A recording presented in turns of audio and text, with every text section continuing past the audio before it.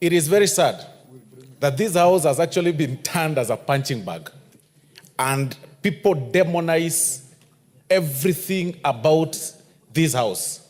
That where we pass laws that pertain to the common man, Honorable Speaker, and that is exactly what we do, which we actually do very, very well every day, and sometimes sitting up to late into the night, Honorable Speaker, the media and even the members of the clergy do not raise concerns. They do not talk about it.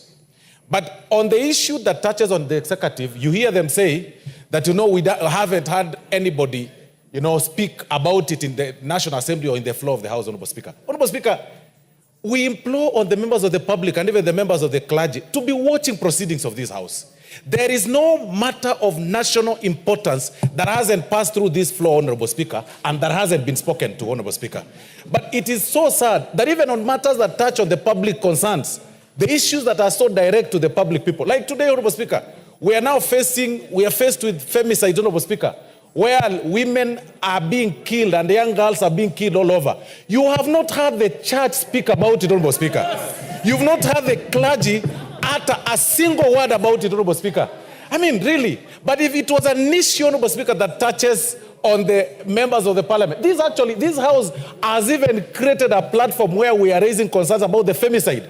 We expect the members of the clergy, Honorable Speaker, who are leaders also, to give us accolades and appreciate us and say, at least this House is doing 1, 2, 3 on matters that are, pertain, matters that are affecting the women of this country, Honorable Speaker. But they are not saying, Honorable Speaker, that.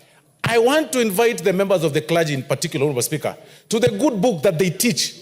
Because as a good student of the good book, as a person that went through the Sunday school, right from age 3, Honorable Speaker, to date, I have read the good book in the book of Romans chapter 13, that there is no leadership on earth that has not been placed by God. I mean, which God is that you tell us to preach when you can't respect the God that has placed the leadership, Honorable Speaker? That we only matter, Honorable Speaker, sometimes when we go to the church. If you ask any member of the parliament, Honorable Speaker, their boots or their offices are full of cards, Honorable Speaker, invitation cards for fundraising, Honorable Speaker.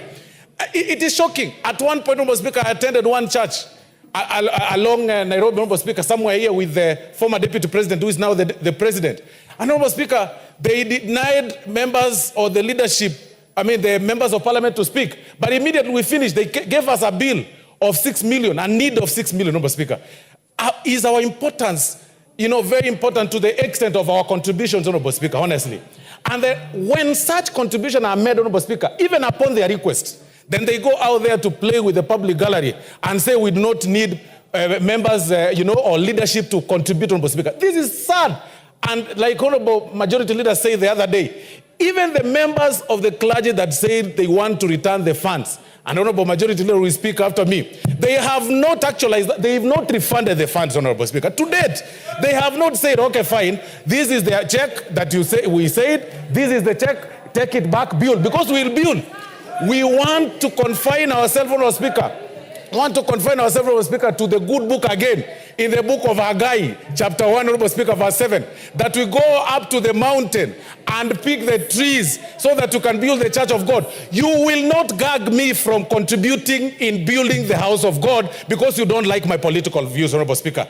This thing of making politicians demonize. We are demonized, Honorable Speaker, in the banks. When you go to open a bank account, you are referred as a PEP, politically exposed person, that you've got to declare that. If you are doing somewhere in business, they say, you're a politician, you'll need to declare interest. When you go for if you lose your seat and you go for an interview, then you're told, you're a politically exposed person, you need to be. In any case, Honorable Speaker, we should actually be applauded. A person leading a county or a constituency with 100,000 voters, Honorable Speaker, that is an experienced manager that needs to be a manager and a CEO of Equity Bank, Honorable Speaker, which only has got an employee portfolio of 2,000 people, Honorable Speaker, or 3,000.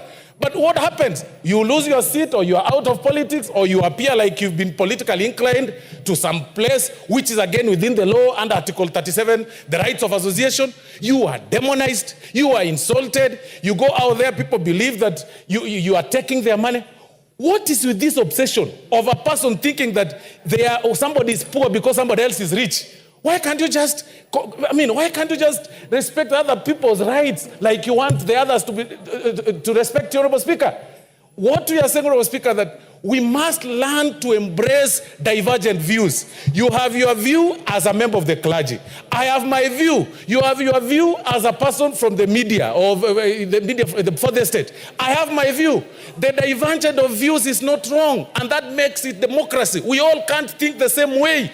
Stop demonizing members of parliament and particularly members of the National Assembly. And when you have a challenge, you want to rush to us. Anytime you have a challenge, members of parliament. When I pass through the streets, Mheshimiwa, Mheshimiwa. When I go everywhere, Mheshimiwa. When I go to Mheshimiwa. But when I come, when people go there somewhere in the media, Honorable Speaker, they insult us, Honorable Speaker. So please. Let's give other members a chance as I conclude, I want to conclude, Honorable Speaker, and say people should respect this House, Honorable Speaker. Thank you very much. Let me give